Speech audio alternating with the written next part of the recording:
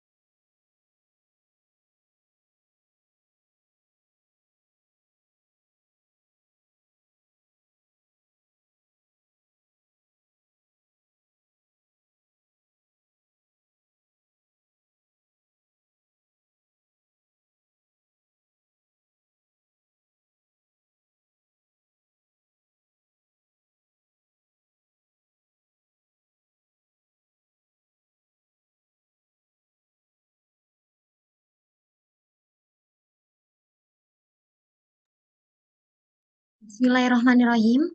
Assalamualaikum warahmatullahi wabarakatuh. Waalaikumsalam warahmatullahi wabarakatuh.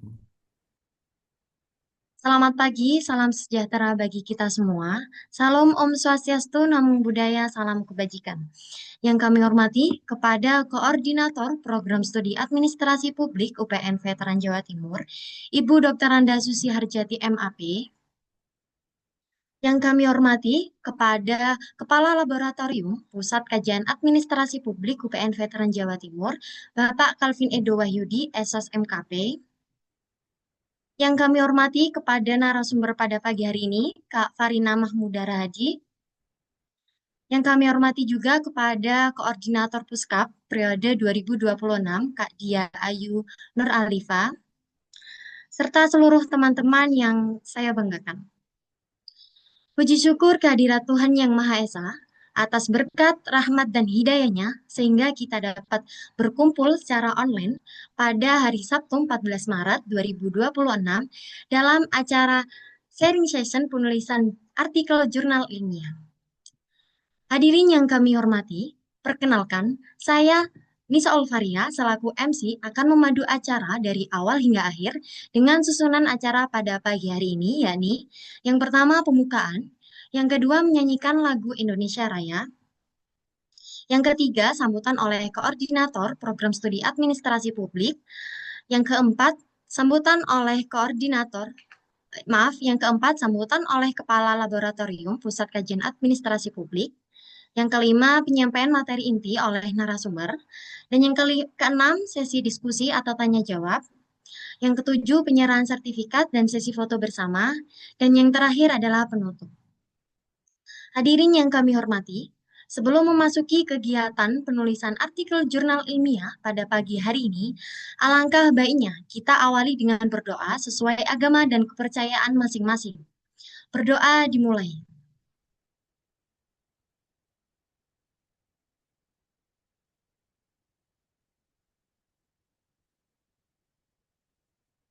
Berdoa selesai. Memasuki acara yang kedua, yakni menyanyikan lagu kebangsaan Indonesia Raya. Hadirin dimohon untuk mendengarkan dengan hikmat dan kepada operator kami persilahkan.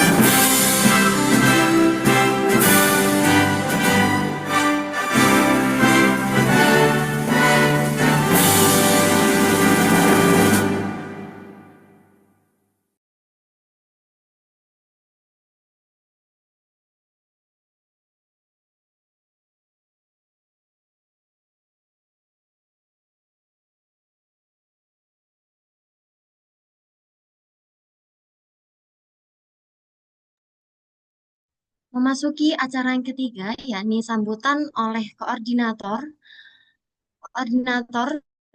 Pusat Kajian Administrasi Publik UPN Veteran Jawa Timur periode 2026 kepada Kak Dia Ayu. Waktu dan tempat kami persilahkan.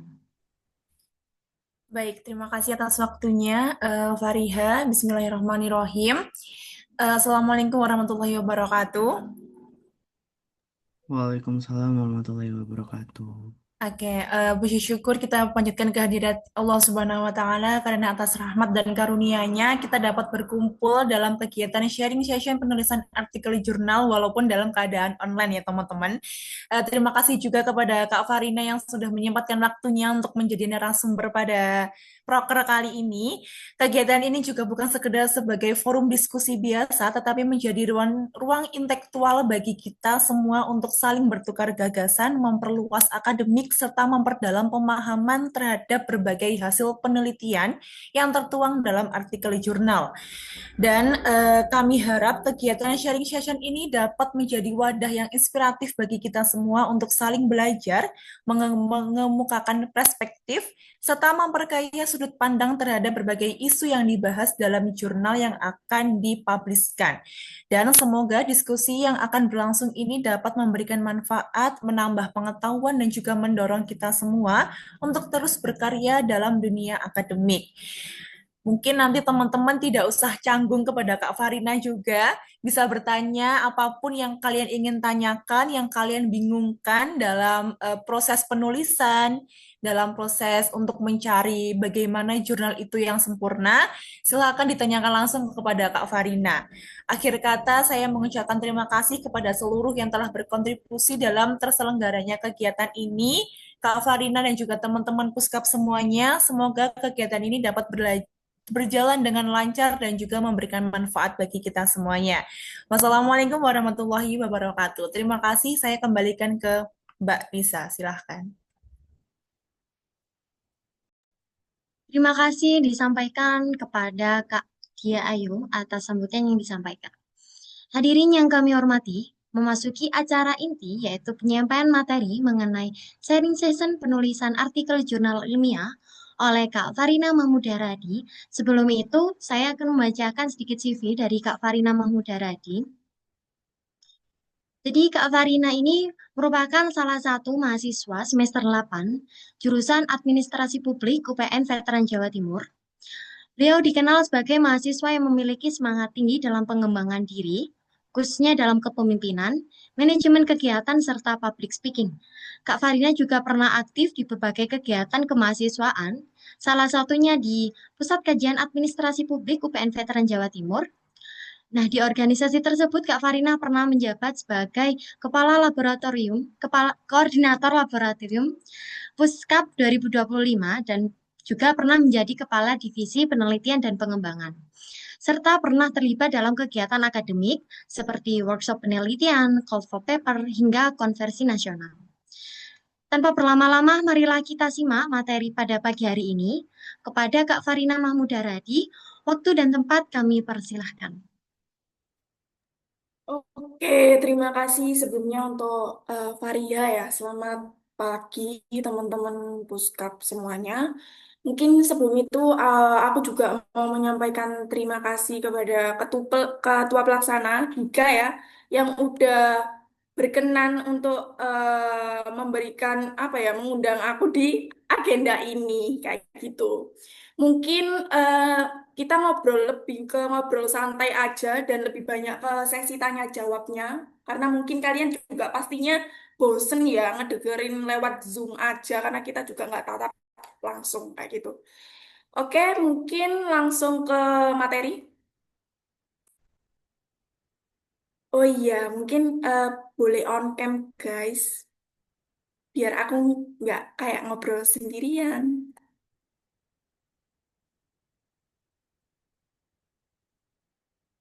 BTW, oh iya ya, lagi di rumah ya yuk ini atau di Ya Mbak, udah pulang kampung masing-masing kayaknya ini. wis masuk liburan ya soalnya. Iya. Oke, langsung next. Oke, mungkin sebelum itu aku juga mau tanya, yang angkatan 25 sebelumnya kurang lebih itu tahu nggak sih artikel jurnal itu kayak gimana? Mungkin boleh respon salah satu deh.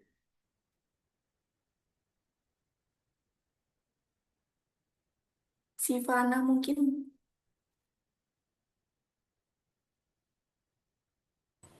Saya Halo, enggak. Sivana. Ya, sebenarnya udah tahu jurnal nggak sih? Maksudnya Tahu. familiar nggak? Oh, familiar. Soalnya kebetulan saya sempat ikut lomba esai dan juga makalah waktu itu. Keren, keren. Ya, kurang lebih pastinya kalian udah paling nggak tahu lah ya bentuknya jurnal seperti apa. Nah, di sini aku nantinya mungkin yang aku bahas karena sharing session pengalaman ya, pastinya juga itu yang aku sampaikan berdasarkan pengalaman penelitianku. Nah, ini nantinya yang aku sampaikan juga bisa jadi berbeda karena orang melakukan penelitian itu ada seninya, ada caranya sendiri-sendiri. Nah, itu bisa jadi berbeda-beda setiap orang, kayak gitu. Yang pertama, mungkin pembahasanku terkait persiapan penelitian. Pastinya buat teman-teman mempertanyakan ya, apa aja sih yang perlu disiapkan dalam penelitian. Sebenarnya sama aja ya, mau penelitian jurnal, skripsi, sebenarnya yang disiapkan sama aja, hanya aja beda di format penulisan, kayak gitu. Yang pertama pastinya teman-teman harus mengkaji dulu permasalahan atau topik yang akan diteliti. Pastinya teman-teman kan mikir ya, kira-kira apa ya topik yang akan kalian teliti. Misalnya kayak kalau untuk proker diklat riset, pastinya kalian harus riset terlebih dahulu di area sekitar diklat riset itu apa potensinya daerah itu, keunggulannya apa. Nah, selain kalian cari keunggulan, kalian juga harus cari masalah karena dalam penelitian itu harus ada masalah, baik masalah masalah gap ya, maksudnya gap positif ataupun gap negatif. Nah, gap negatif ini apa, Kak? Gap negatif ini ya kalian menemukan masalah karena emang mungkin kota Surabaya jelek, stuntingnya angkanya paling rendah. Nah, itu gap negatif. Kalau gap positif, kalian menemukan berawalnya itu dari keunggulan wilayah tersebut. Tapi kalian nggak bisa berlandaskan hanya itu untuk melakukan penelitian atau menentukan lokus tersebut menjadi tempat penelitian kalian. Jadi nggak bisa semata-mata hanya karena kota tersebut unggul mungkin Surabaya dalam hal teknologinya mungkin atau keterbukaan informasinya. Itu nggak bisa. Kalian juga harus cari celahnya, cari gapnya. Kira-kira misal kota Surabaya itu ternyata kalau dilihat di berita itu diberikan penghargaan kota paling memiliki keterbukaan informasi pemerintahan yang tinggi, tapi ternyata dalam realitanya mungkin kalian juga pernah melakukan riset juga, penelitian juga MPA atau MPS. Ternyata kalian untuk minta data ke dinas walaupun ada surat penelitian itu ternyata masih susah. Nah, itu kan artinya apa ya bertentangan dengan apa yang diberitakan kayak gitu. Nah itu maksudnya gap penelitian. Jadi walaupun kalian berangkat dari gap positif, kalian tetap harus ada yang namanya masalah kayak gitu. Kemudian menyiapkan data dan referensi penelitian. Setelah topiknya kalian tentukan, pastinya kalian juga harus mencari jurnal penelitian sebelumnya yang mungkin sama dengan objek yang kalian teliti.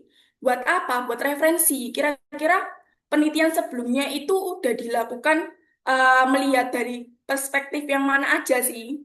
Nah, karena untuk melakukan penelitian itu harus ada kebaruan. Otomatis kalian juga nggak bisa melakukan penelitian dengan judul yang sama, apalagi di tahun yang berdekatan. Mungkin referensi yang ada di jurnal sebelumnya itu membahas terkait evaluasi program Puspaga tahun 2024. Nah, kalian nggak bisa membahas itu lagi di tahun 2025 karena programnya masih barusan diteliti. Maksudnya tahunnya itu masih berdekatan, jadi nggak ada perubahan yang signifikan kayak gitu. Tapi sebetulnya ya untuk alasan-alasan kayak gitu nggak terlalu yang ketat banget untuk jurnal. kayak gitu. Mungkin lebih ke skripsi yang benar-benar kalian harus eh kebaruannya itu ada. Kemudian menentukan teori. Nah, teori ini juga harus disesuaikan dengan gap. Apakah gap itu bisa dijawab dengan teori tersebut? Dan kalian juga harus eh, ada urgensinya. Kenapa kok harus pakai teori ini? Nah, contoh nih, misal teori implementasi menurut Edward sama menurut tokoh ahli yang lain. Ada dua ya, misalnya ada dua. Nah, kalian mau menentukan nih, mau penelitian pakai teori implementasi. Ada dua penelitian. Nah, kalian juga harus bisa menjelaskan, misal ambil punyanya Edward. Kalian juga harus bisa menjelaskan kenapa kok nggak pakai teori yang satunya. Kayak gitu. Itu kemudian juga membuat research model Canva. Nah, ini apa sih? Ini kayak apa ya? Gambaran intisarinya lah dalam penelitian. Kayak misalnya topik, kalian harus menentukan topik terlebih dahulu. Kemudian juga gap-nya, gap research, gap teori, dan juga gap empiris. Jadi gap itu permasalahan ya. Permasalahan yang kalian temukan di lapangan itu apa? Gap empiris namanya. Kemudian permasalahan yang kalian temukan di jurnal penelitian sebelumnya itu apa? Celahnya. Biasanya juga ada di jurnal penelitian itu ada saran penelitian dan keterbatasan penelitian. Nah, itu yang kalian gunakan sebagai celah untuk melakukan penelitian selanjutnya. Kayak gitu. Itu namanya gap research. Kemudian gap teori. Gap teori itu eh, celah atau permasalahan yang nggak bisa terjawabkan oleh teori yang digunakan penelitian dalam penelitian sebelumnya. Makanya maksudnya ada kebaruan teori yang kalian gunakan pada saat kalian mau teliti itu. Kayak gitu. Kemudian memahami struktur penulisan artikel, kayak pendahuluan, kajian teori sama metopen. Kemudian menyusun draft artikel, penyuntingan. Nah, biasanya kalau kalian submit jurnal, selain kalian udah menyusun draftnya, kalian juga ada revisi. Revisi itu dari pihak jurnalnya. Jadi setelah kalian submit, kemudian juga bayar, LOA keluar, nah itu ada revisi. Revisi ini bisa dilakukan setelah LOA keluar atau sebelum LOA keluar. Tapi kebanyakan website jurnal atau tempat publish jurnal itu maunya setelah kalian revisi draft artikel kalian baru LOA itu dikeluarkan gitu. Kemudian LOA itu apa sih? Oh ya, LOA itu bukti kalau artikel kalian itu pasti dipublishkan di tempat jurnal tersebut kayak gitu. Kemudian finalisasi, mungkin ini ada review dari Dosbing. Kalau misal kalian punya Dosbing, tapi untuk diklat riset ini juga dibimbing sama Pak Edo nggak, Dio?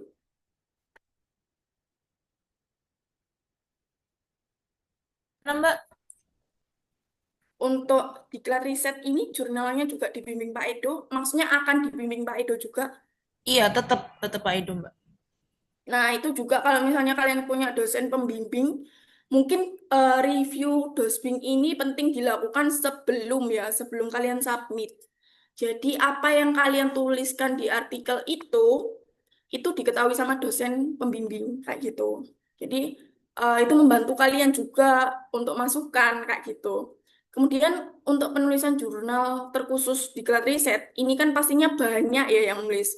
Nah, itu pembagiannya juga harus terbagi dari awal secara jelas karena berkaitan sama kalian waktu wawancara kayak gitu. Next slide. Oke, kemudian terkait sistematika penulisan atau format penulisan jurnal. Sebenarnya ini tempat publish itu sama aja. Yang membedakan adalah di kajian teori. Jadi ada tempat publish yang ada kajian teorinya, ada juga yang nggak ada. Oke, next langsung langsung yang pertama ada judul. Yang pasti judul itu nggak boleh terlalu panjang dan bertele-tele. Pada intinya, judul yang kalian buat itu sebisa mungkin ketika pembaca melihat itu udah langsung paham. Intinya neliti apa sih kalian dalam jurnal itu. Jadi tanpa harus membaca dulu. Itu udah apa ya? Udah dapat gambaran lah kayak gitu. Biasanya itu cukup maksimal 14 kata kayak gitu. Ada contohnya juga, mungkin ini prosedur. Nah, biasanya itu teori di depan, tapi nggak juga, nggak mesti. Kadang bisa aja di tengah. Ini prosedur pelaksanaan program Puspaga, objek penelitiannya program Puspaga di Kecamatan Rungkut. Ini lokusnya biasanya yang di akhir kayak gitu. Nah, ini kan di sini penulisannya lengkap ya, Kecamatan Rungkut, koma Kota Surabaya. Terkadang beberapa dosbing itu menyarankan untuk lengkap seperti ini. Tapi ada juga yang kayak nggak usah Mbak Surabaya aja, nggak usah, ya nggak usah Mbak Surabaya aja nggak apa-apa kayak gitu. Walaupun kalian nelitinya spesifik di Rungkut ya kayak gitu. Next. Oke, abstrak. Abstrak itu biasanya normalnya 250 kataan lah maksimal ya. Kemudian juga nggak ada singkatan, jadi kayak nama dinas itu kalian eh, jelaskan. Kemudian citasi itu udah nggak ada di abstrak. Tabel juga nggak ada dan gambar. Pada intinya abstrak ini intisari dari isi jurnal kalian. Nah, isinya apa aja sih abstrak itu? Yang pasti latar belakang. Latar belakang kalian memilih topik itu tuh apa. Kemudian gapnya itu apa. Baru setelah gap itu kalian jelaskan tujuan penelitian, goals yang ingin dicapai dalam penelitian itu apa. Kemudian metode penelitian, temuan dan ringkasan hasil penelitian. Kemudian juga ini ada mungkin umumnya itu biasanya diawali dengan fokus permasalahannya atau penjelasan latar belakang permasalahannya kayak gitu. Nah, ini bisa juga bahasa Inggris, bisa juga bahasa Indonesia. Ada jurnal yang mencantumkan dua-duanya juga ada kayak gitu. Nah, untuk jurnal Sinta 1, Sinta 2, Sinta 3 itu biasanya kebanyakan pakai bahasa Inggris dia. Maksudnya nggak abstrak doang ya, semuanya itu pakai bahasa Inggris. Tapi kalau untuk Sinta 3 itu masih ada yang pakai bahasa Indonesia. Cuman jarang ya. Next. Nah, kata kunci ini pasti ada di semua template jurnal. Itu biasanya 3 sampai 5 kata. Nah, ini kata kunci ini membahas apa sih? Biasanya berkaitan sama judul ya, karena biasanya dari judul itu akan sering muncul di pembahasan.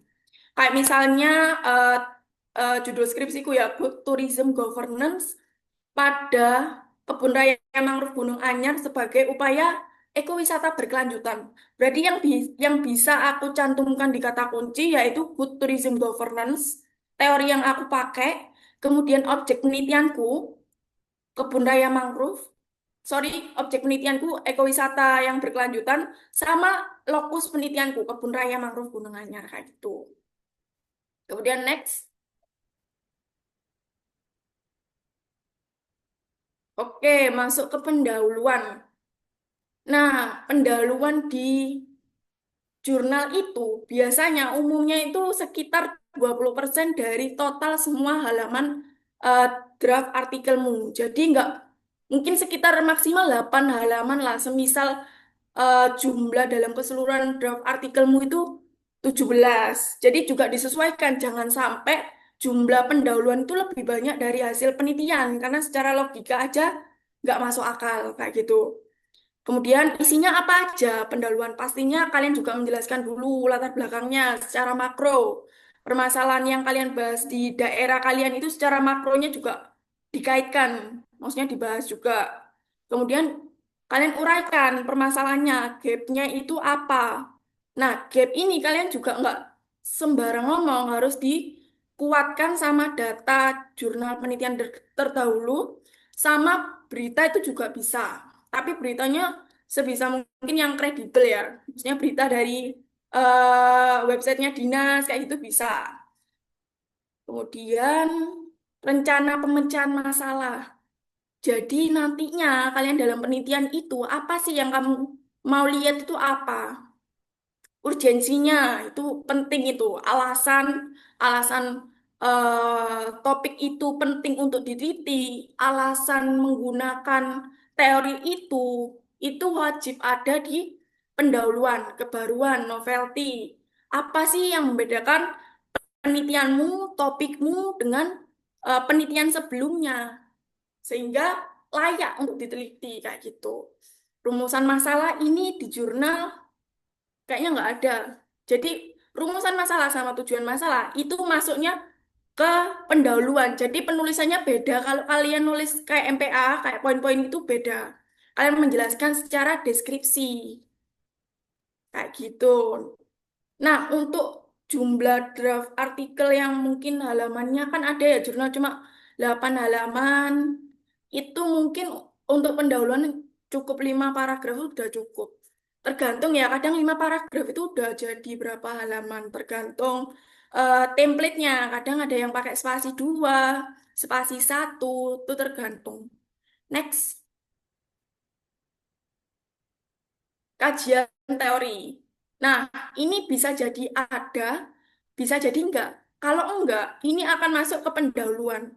Jadi kalian wajib menentukan tempat publish jurnal itu dari awal.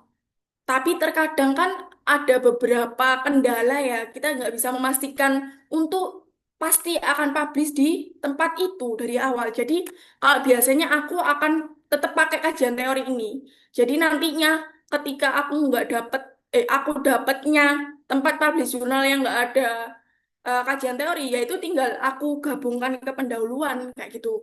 Tapi bedanya kalau misalnya dia masuk di pendahuluan kajian teori ini, pembahasannya nggak terlalu detail atau panjang karena dia muatannya masuk dalam pendahuluan kayak gitu. Kemudian kalau misalnya dia terpisah sendiri penulisannya, jadi kajian teori terpisah, itu kalian juga nggak lebih kompleks juga, tapi tetap pembahasannya itu lebih detail lah daripada semisal dijelaskan di pendahuluan kayak gitu. Nah, ini apa aja sih yang kalian masukkan, teori apa aja yang kalian masukkan ke kajian teori dalam menyusun draft artikel jurnal?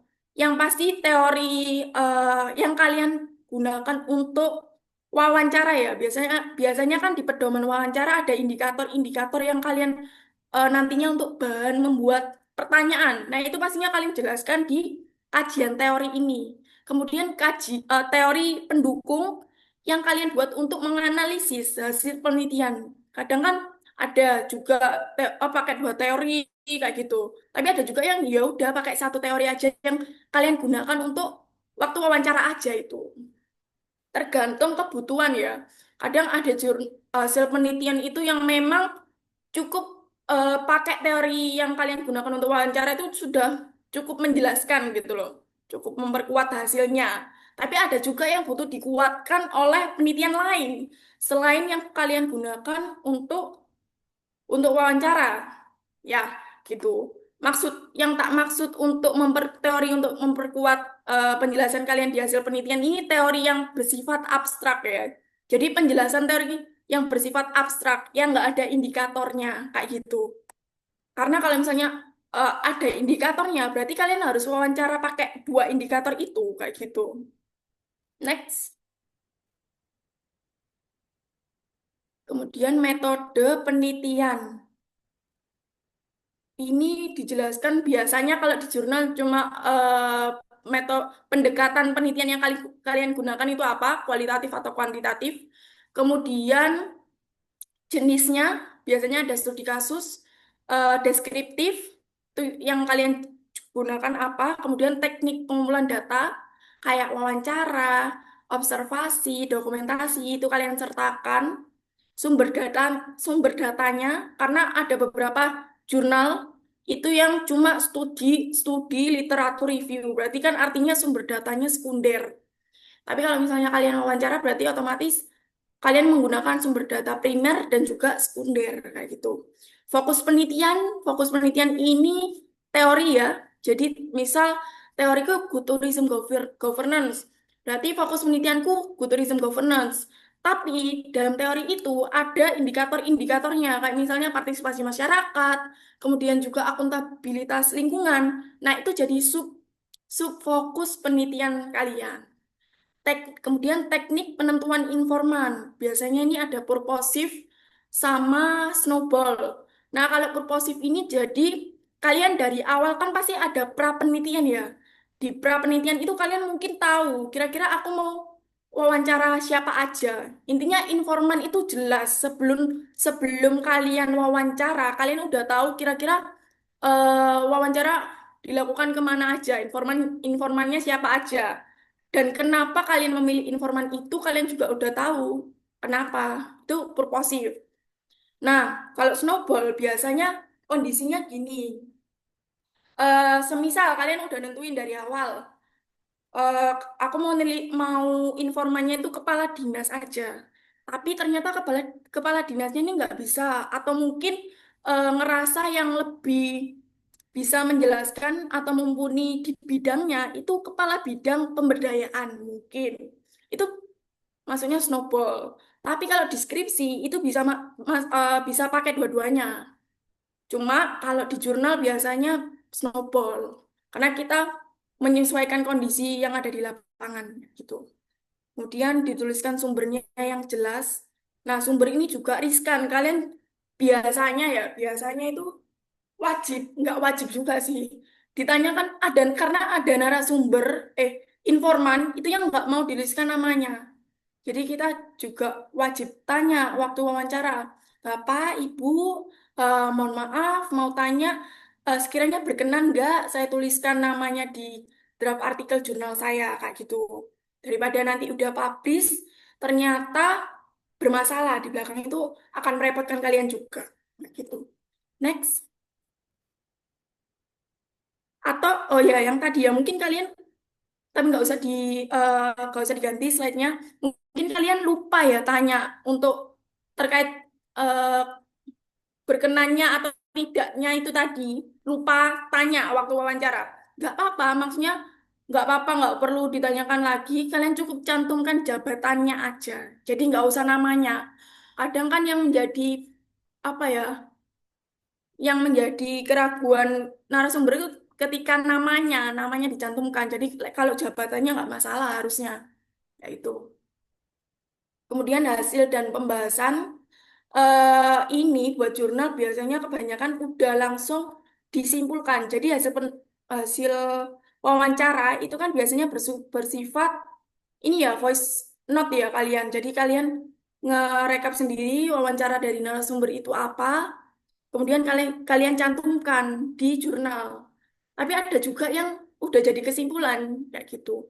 Tergantung template-template jurnal yang udah dipublish sebelumnya, kira-kira itu dia bentuknya hasil penelitian itu udah jadi kesimpulan dari penulis atau dicantumkan berupa kutipan kayak gitu. Tapi biasanya udah jadi kesimpulan sih kalau jurnal ya. Kemudian hasil pembahasan. Jadi hasil dan pembahasan bedanya apa? Hasil itu pure hasil penelitian, hasil wawancara kalian. Kalau pembahasan, kalian dari hasil penelitian itu, temuan-temuan itu kalian analisis menggunakan teori yang kalian udah pakai tadi. Indikatornya itu apa aja? Nah, itu kalian analisis sesuai idealnya di teori itu ngomong seperti apa. Itu kalian analisis kira-kira dari hasil wawancara apakah sudah memenuhi, apakah udah sama dengan apa yang disampaikan di teori kayak gitu. Jadi kalian juga, nah ini juga penting nih. Teori ya, teori itu kalian juga harus baca sumber aslinya. Karena terkadang karena kita dituntut ini ya, jurnal itu biasanya minimal 20 sampai 25% Turnitin. Jadi kadang teori itu diparafrase. Dan ketika kita memparafrase atau membaca parafrase teori, bisa jadi maknanya yang kita makna itu beda. Kayak gitu. Jadi usahakan kalian punya buku teorinya, e-book ya bisa juga.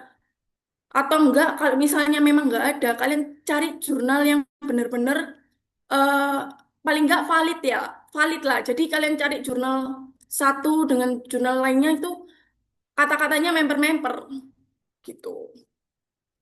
Kemudian itu tadi hasil penelitian, kalian juga bisa cantumkan data, kayak data tabel, berupa tabel, gambar itu juga bisa.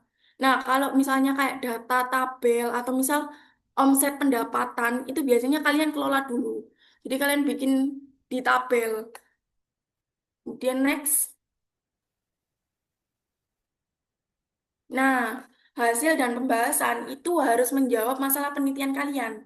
Jadi apa yang kalian sampaikan di pendahuluan, apa yang kalian mau ketahui di pendahuluan, itu harus terjawab di hasil dan pembahasan dan harus selaras dengan tujuan penelitian kalian, kayak gitu. Kemudian yang terakhir, penulis dapat menuangkan argumen dan pendapatnya secara bebas namun singkat dan logis. Nah, untuk menambahkan argumen kalian itu juga harus diperkuat sama data ya. Karena eh, untuk apa ya, kevalitan itu pasti harus diperkuat sama data. Nggak bisa kita anggur ngomong kayak, ya ini belum, indikator ini di program ini belum berhasil. Itu nggak bisa kayak gitu. Karena harus ada dasarnya. Kenapa kamu bilang indikator ini nggak berhasil? Karena memang nggak semudah itu. Nggak semudah itu untuk kita menuliskan program ini nggak berhasil dalam indikator ini. Nggak semudah itu. Karena harus dicek benar-benar berbagai sudut pandang. Kayak gitu. Next. Kesimpulan ini beda sama abstrak ya pastinya. Jadi kalian nggak boleh kopas hasil dan pembahasan dan juga abstrak. Jadi kalian bahasakan sendiri, jangan sampai copy paste. Bahasakan sendiri dengan ringkas. Jadi pembaca itu mudah memahami apa sih kesimpulan dari temuannya kayak gitu. Nah, kesimpulan sama saran ini bisa jadi kalau tergantung template, kembali lagi tergantung template. Bisa jadi dijadikan satu, bisa jadi juga dipisah. Jadi kesimpulan sendiri, saran sendiri. Nah, kalau kesimpulan itu apa? Kesimpulan itu hasil temuan kalian sama analisisnya, berhasil atau tidaknya itu kalian cantumkan di kesimpulan. Kalau saran itu kayak rekomendasi kebijakan atau saran untuk penelitian selanjutnya. Itu kalian masukkan di saran. Tapi kalau misalnya template jurnalnya cuma kesimpulan, ya berarti artinya jadi satu. Berisikan implikasi temuan penelitian, saran yang bersifat praktis, pengembangan teori, dan arah penelitian lanjutan. Dan kalian juga bisa menuliskan untuk penelitian selanjutnya itu kira-kira celah yang bisa mereka teliti dengan teori lain itu apa. Kayak misalnya di teori implementasi ini, indikatornya ternyata kurang menjawab masalah yang ada. Nah, kamu bisa menyarankan untuk penelitian selanjutnya itu bisa diteliti menggunakan teori efektivitas. Mungkin seperti itu. Next.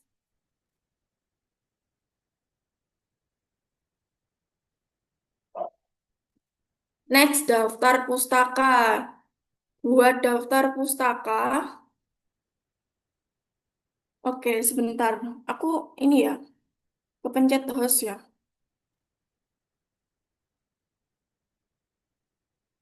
Sorry, gimana ya caranya ini? Apa mindah host nih? Hostnya tak pindah ke siapa? Ke Andika aja nggak apa-apa, Mbak? Di Oke. Fatia aja, Kak. Oh, Fatia. Fatia. Mana Fatia? Oh my God, lama tidak bertemu.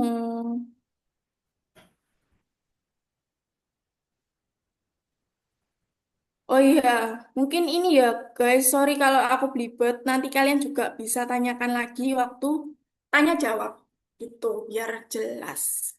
Oke, daftar pustaka. Ini biasanya kebanyakan kita pakai Mendeley dan Zotero ya. Banyaknya sih Mendeley. Karena lebih familiar di mahasiswa juga. Jadi, nggak mungkin manual, karena itu juga akan merepotkan kalian. Ini juga untuk fontnya atau tipenya itu juga harus kalian sesuaikan dengan template jurnalnya. Kembali lagi template jurnalnya. Jadi kalian tuh harus benar-benar baca yang diminta di template jurnal tersebut, fontnya itu apa. Kemudian juga terkait tipenya ada yang apa, Chicago, itu tergantung template jurnal. Next, finalisasi artikel. Jadi setelah kalian nyusun sampai selesai daftar pustaka, kalian juga wajib cek plagiarisme. Biasanya 20% sampai 25%. Kalau Sinta 5 sampai 6, dia 25%. Kalau mungkin Sinta 1 sampai 3 itu yang 20 ya. Cuman masih di rata-rata itulah kebanyakan. Kemudian menyesuaikan template artikel. Nah, ini juga bisa jadi dilakukan di finalisasi, di akhir, bisa juga di awal ketika kalian memang udah fix pasti akan terbit di situ. Itu next. Nah, sebelum ini mungkin aku boleh dibantu untuk share screen ini ya, apa websitenya Sinta. Jadi sebelum kalian submit jurnal, pastinya kalian bingung kan, mau submit di mana, gimana cara carinya jurnal itu, gitu kan. Nah, kalian bisa cari di Sinta. Websitenya sintakemdiktisaintek.go.id. Kalian pencet bagian yang search. Nah, jurnal kalian filter dulu di bagian filter. Kalian filter, kalian cari Sinta berapa. Coba klik Sinta 4 sama 5. Nah, oh belum di filter. Belum. Sebentar. Nah, di subjek area itu kita juga harus pilih karena banyak berbagai bidang jurnal ya. Kalau fisip biasanya humanis sama sosial biasanya. Nah, itu kalian centang. Jadi skop pencariannya itu juga mempermudah kalian nantinya. Nggak banyak jurnal yang kalian baca, kalian scroll kayak gitu. Baru klik filter jurnal. Nah, di sini kalian juga perlu menyesuaikan lagi. Kalian klik bagian search. Kemudian kalian kalian ketik administrasi publik atau biasanya jurnal pemerintahan kayak gitu. Nanti akan muncul. Nah, ini scroll ke bawah. Nah, di sini langsung muncul Sinta 4, Sinta 5 itu langsung muncul. Jadi kalian nggak repot-repot untuk cari satu-satu bidang kayak gitu. Nah, biasanya tingkat dijangkau mahasiswa itu juga menentukan harganya. Semakin tinggi jangkauannya dan semakin tinggi citasinya itu akan semakin mahal juga harganya karena mudah diakses orang ya kayak gitu. Nah, tapi fun fact-nya ketika jurnal jurnal itu mudah dicari orang dan disitasi orang, biasanya tahap reviewnya agak lama. Antri yang pertama agak lama juga reviewnya karena banyak syarat mungkin dan lain sebagainya lah. Kayak gitu. Next, langsung kembali lagi ke materi.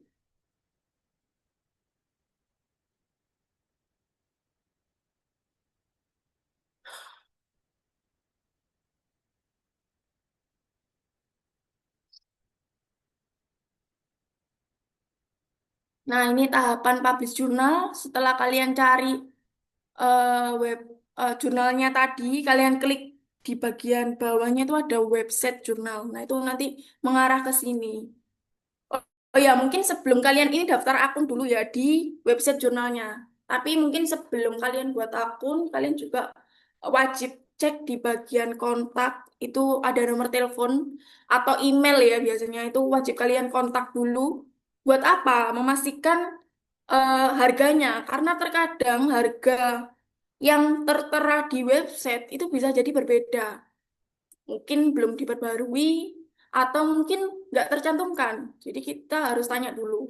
Kemudian juga terkait slot publish. Misal kita udah tahu nih di websitenya menyantumkan bahwa misalnya di 1 tahun itu jurnal tersebut akan publish di bulan Januari sama Maret atau pertengahan lah Juni.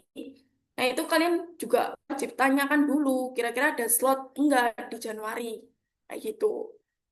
Dan terkait LOA itu juga harus dipastikan. LOA itu bisa keluar setelah kita pembayaran atau kita harus melakukan revisi dulu. Karena misal untuk tugas ya, untuk tugas kan kadang kita butuh cepet ya LOA itu. Nah, itu harus dipastikan kira-kira setelah pembayaran bisa nggak LOA-nya terbit dulu atau setelah submit kayak gitu. Itu harus disepakati dari awal ketika kalian pembayaran gitu. Dan biasanya untuk rekening pembayaran pun juga dikirimkan melalui WA. Jadi setelah kalian submit, kalian kontak ke adminnya itu kayak gitu. Register ini buat akunnya dulu. Kalian bisa pakai emailnya UPN atau email pribadi juga bisa. Next. Kemudian setelah registrasi, kemudian juga ada verifikasi email ya biasanya. Baru kalian bisa login. Next. Setelah kalian login, itu biasanya memang ada fitur submission. Jadi, jadi kalian upload artikel jurnal kalian di sini. Biasanya filenya Word ya. Jadi mereka bisa lihat juga plagiasinya kayak gitu. Next. Nah, ini juga diisi judulnya. Kurang lebih harusnya meskipun di beda tempat publish, harusnya kurang lebih sama lah ya. Apa yang harus diisi ketika kalian submit jurnal. Yang pasti judul, next. Judul, kemudian file, baru klik mulai pengajuan, next. Nah, ini ada konfirmasi terkait kata kunci sama judulnya lagi. Jadi setelah kirim pengajuan itu ada konfirmasi terkait rincian dari jurnal kalian. Next. Unggah file. Jadi kalian juga harus diminta referensinya. Referensi atau daftar pustaka. Next. Nah, ini jenis-jenisnya. Teks artikel kah? Atau hasil penelitian kah? Jadi kalian tinggal isi aja sesuai berkas kalian. Next. Upload file. Next. Ini nama penulis.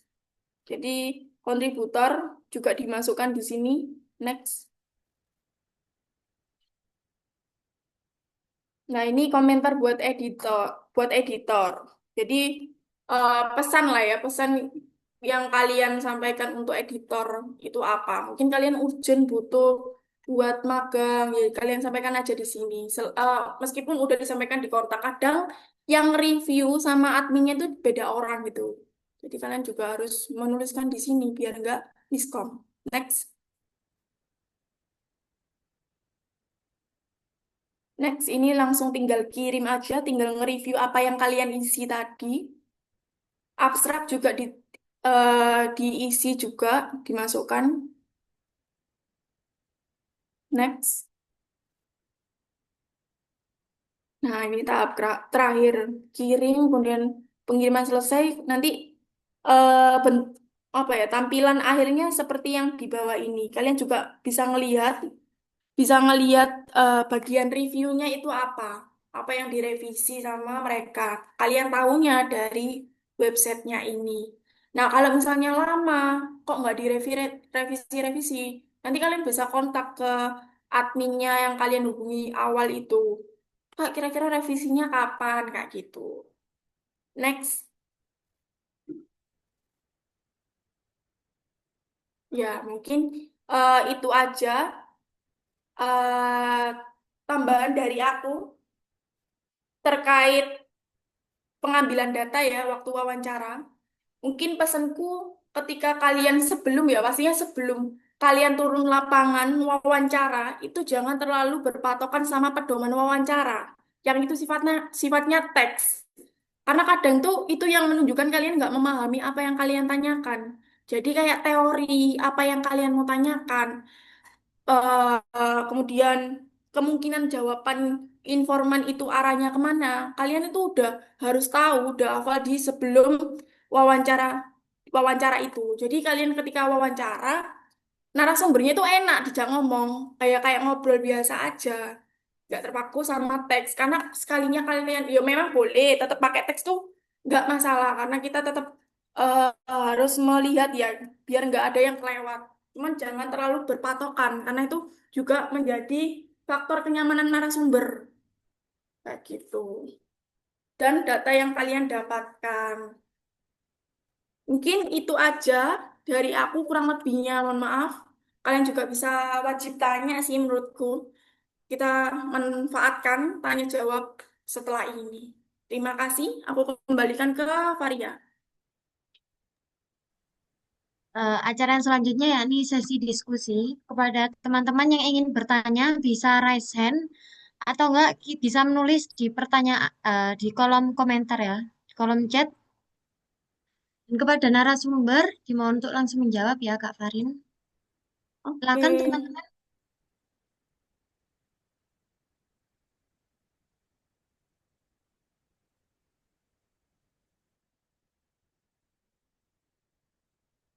Ini Kak, aku ada pertanyaan juga sih. boleh? Mungkin Aku boleh dulu ya dibantu teman. bacakan ya. Ya. Jadi gini Kak, menurut pengalaman Kak Farin sendiri ini eh, kesalahan apa sih Kak yang sering dilakukan oleh penulis ketika dia tuh ingin menulis artikel jurnal itu sering terjadi apa kesalahan gitu biasanya. Itu sih, simpel aja. Kesalahan. Mungkin bukan kesalahan ya. Kadang itu kita kayak ngerasa, ah udah cukup lah risetnya. Tapi terkadang dalam kita melakukan wawancara atau penulisan hasil ternyata kurang loh, kok ini ternyata belum kejawab narasumber ya, karena kita keasikan ngobrol sama informan, kadang kita nggak apa ya, lupa untuk ngelihat lagi poin-poinnya itu kira-kira ini udah terjawab apa belum. Jadi persiapan persiapan itu paling penting, jadi kalian nggak perlu wawancara 2 kali ke lapangan kayak gitu. Kalau kemarin skripsiku yang jadi apa tadi, kesalahan ya, bukan kesalahan sih, lebih ke persiapanku ya, itu aku kesusu turun lapangan. Jadi alhasil akhirnya, karena aku nggak karena aku kesusu turun lapangan, akhirnya kan nggak banyak waktu untuk aku mempelajari skripsiku, walaupun memang udah pastinya udah memahami pendahuluan, cuman kan ada hal-hal yang nggak terpikirkan. Nah itu, jadi jangan terburu-buru wawancara dengan apalagi leading sektor ya, maksudnya pemerintah yang paling tinggi itu jangan terburu-buru, karena kalian juga wajib konfirmasi data dengan informan-informan yang lain gitu. Apakah cukup menjawab? Iya, cukup Kak.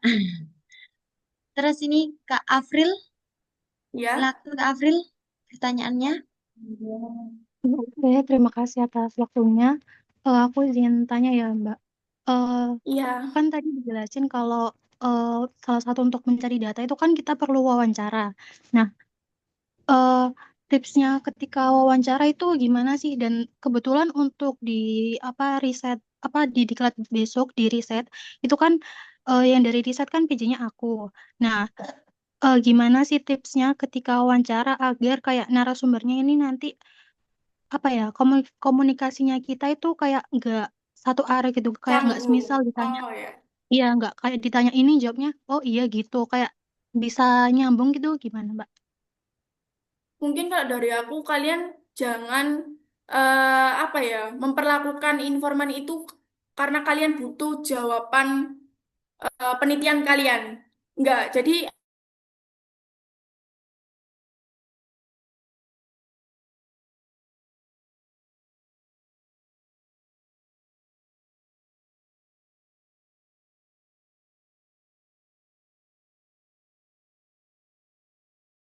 itu.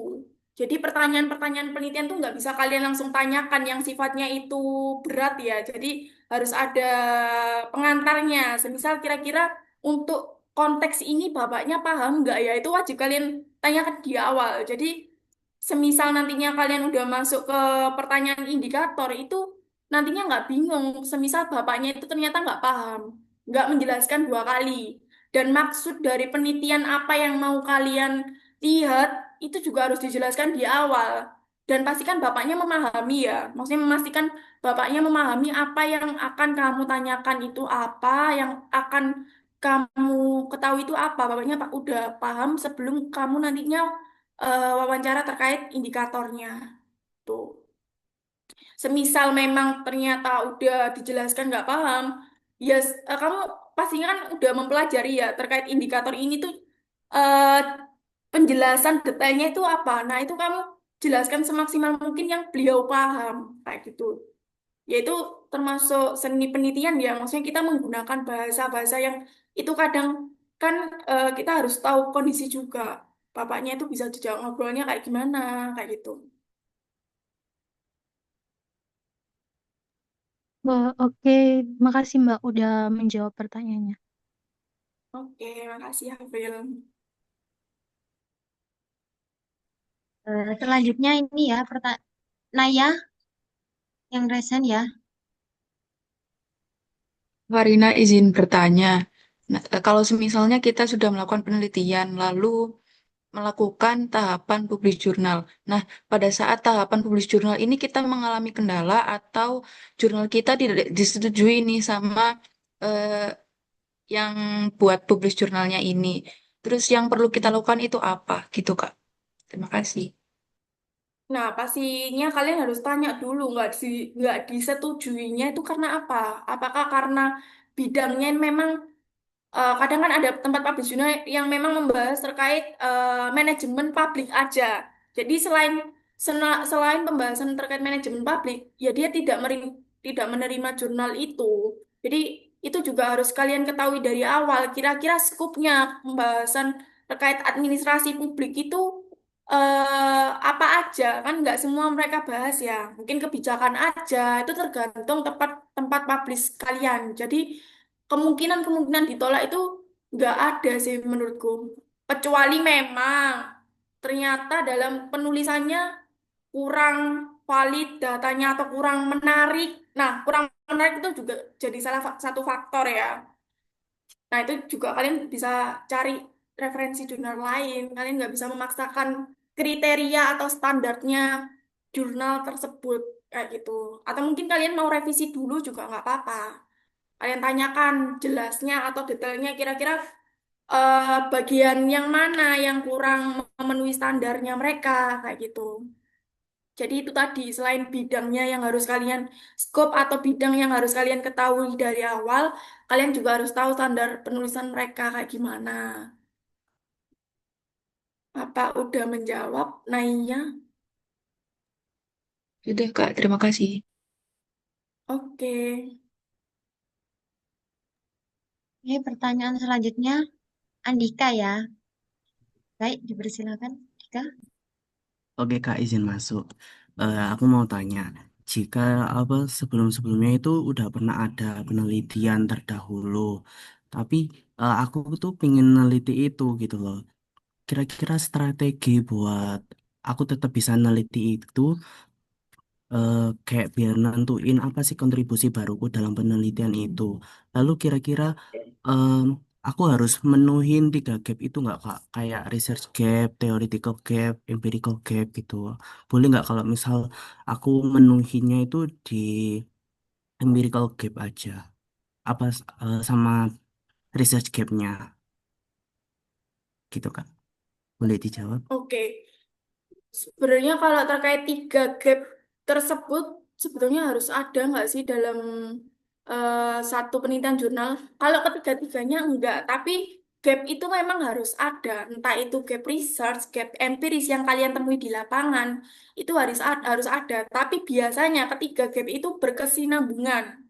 Contoh, gap empiris yang kalian temui waktu observasi itu berbeda dengan yang dijelaskan pada hasil penelitian jurnal sebelumnya. Nah, itu kan udah termasuk 2 gap ya, gap research sama gap empiris. Kemudian, kalau gap teori, semisal di jurnal penelitian sebelumnya itu melakukan penelitian dengan teori evaluasi. tapi ternyata kalian merasa lebih cocok dan lebih mampu menjawab menggunakan teori efektivitas. Nah, itu termasuk gap teori kan. Jadi terkadang itu berkesinambungan, tapi juga nggak harus ketiga-tiganya itu ada, tergantung kondisi penelitianmu.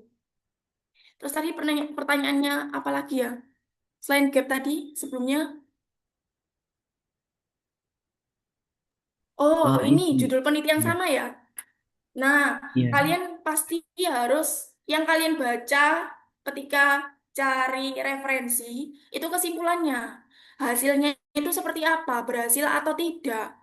Nah, kalau misalnya nggak berhasil, itu kan peluang untuk kalian teliti dengan teori lain kan besar. Kemudian juga kalian lihat saran penelitiannya. Pasti kan penulis menyarankan untuk penelitian selanjutnya itu apa, bisa di teori dengan teori apa. Kemudian keterbatasan penelitian itu biasanya ada, cuman nggak semua jurnal itu ada. Ada yang terkhusus memang tertulis bagian subbab keterbatasan penelitian, ada juga yang harus kalian baca dulu. Baru kita tahu keterbatasan penelitiannya, penelitian sebelumnya itu di mana. Semisal ternyata itu ada masalah terkait apa ya, kolaborasi. Tapi dia neliti implementasi, pakai teori implementasi. Nah, itu kan bisa kalian jadikan celah untuk kalian melakukan penelitian selanjutnya menggunakan teori kolaborasi, kolaboratif governance misalnya, itu bisa. Jadi untuk teori judul yang sama ya itu dengan tahun yang masih berdekatan nggak memungkinkan untuk diteliti karena apa urgensinya gitu. Kalian juga harus tahu kelayakan teori artikel kalian apa menjawab di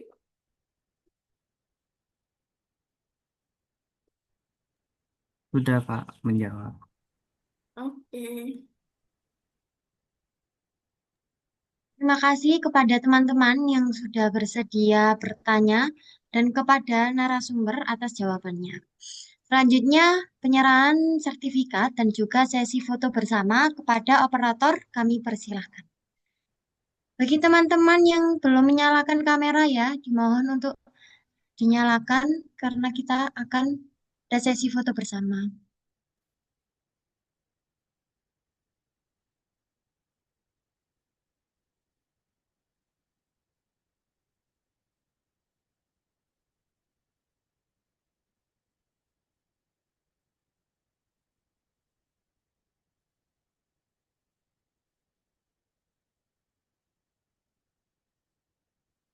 Saya, aku hitung 1, 2, 3.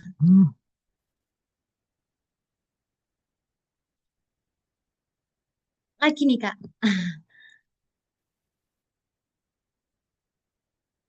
Lagi ya. 1, 2, 3.